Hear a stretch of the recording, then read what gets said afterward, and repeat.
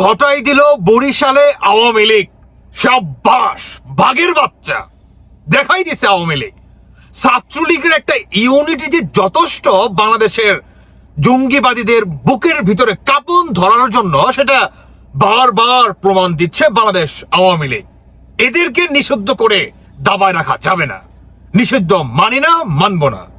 দর্শক বন্ধুরা, breaking news, আজকে শুক্রবার বাংলাদেশ আওয়ামী লীগের ছাত্রলীগের ইউনিট বরিশালে দখল নিয়েছে। এদিকে গাজীপুর থেকে শুরু করে তাদের বার্তা হচ্ছে বরিশাল থেকে শুরু করে আপনার মুন্সিগঞ্জ পর্যন্ত সমস্ত জায়গায় আওয়ামী লীগ আস্তে আস্তে রুঠে দাঁড়াবে, মানে লকডাউন দিবে। কোনো গাড়ি ঘোড়া যানবাহন কোনো কিছুই চলতে দেওয়া বা চলতে দিবে না। তারা কিছু দিক নির্দেশনা দিয়েছে, সেগুলো আমি আপনাদের একটু বলি। তারা বলে যে অন্তর্বর্তীকালীন সরকারের ফ্যাসিস্ট আমলে বাংলাদেশ আওয়ামী লীগকে স্থগিত করে রাখে। আওয়ামী লীগ মিছিল, মিটিং, সমাবেশ থেকে শুরু করে রাজপথে ব্যানার হাতে নিয়ে তারা নামতে পারবে না। এটার বিরুদ্ধে আমরা স্বৈরাচার ইউনূসের আমলেই অনেক মিছিল করে গিয়েছি। বর্তমান বাংলাদেশে একটি আওয়ামী লীগকে বাদ দিয়ে তথাকথিত নির্বাচন হয়ে গিয়েছে।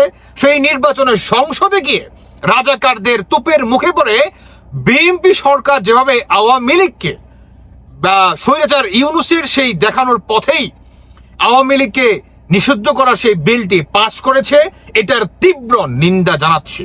তার ক্ষেত্রে তারা আরো বলছে, একটু মনোযোগ দিয়ে শুনবেন। তারা বলছে যে আপনার মাওয়া থেকে শুরু করে আপনার টঙ্গিপাড়া হয়ে এবং ফরিদপুর ভাঙ্গা থেকে সমস্ত জায়গায় মুন্সিগঞ্জ থেকে আওয়ামী লীগের শাটডাউন থাকবে। এদিকে নানকও কিন্তু এই বার্তা দিয়েছে যে নেত্রী দেশে আসবে, আমাদের দেশে আসার সময় হয়েছে, কাজেই সবাই শক্ত হন যার যার নিজস্ব জায়গায় থেকে। আসলে কি সেইটারই কোনো আভাস পাচ্ছি দর্শক বন্ধুরা? তারা আরো বলছে যে বাংলাদেশ আওয়ামী লীগ তারা তাদের নিজস্ব ভূমিকায় অবশ্যই ফিরে আসবে, তবে সেক্ষেত্রে জামাত শিবির এবং বিএনপির যে সন্ত্রাসী কর্মকাণ্ড তাদের বিরুদ্ধে আমরা রুখে দাঁড়াবো। অবশ্যই আওয়ামী লীগকে দাবায় রাখতে পারবে না বা আওয়ামী লীগকে নিষিদ্ধ করে আর রাখতে পারবে না, সেটা হতে দিব না। এই হচ্ছে তাদের বার্তা। তারা আরো একটু বলছে যে আপনার আমাদের এই স্থগিত যদি না তুলে নেয়, আমরা এভাবেই সারা বাংলাদেশে রাজপথে দখল নিব। এখন তো নিয়েছি ফরিদপুর থেকে, এখন ভাঙ্গায় যাব, ভাঙ্গাই থেকে আমরা একদম মাওয়া থেকে শুরু করে মুন্সিগঞ্জ পর্যন্ত সেটার আবির্ভাব বা জারি রাখবো।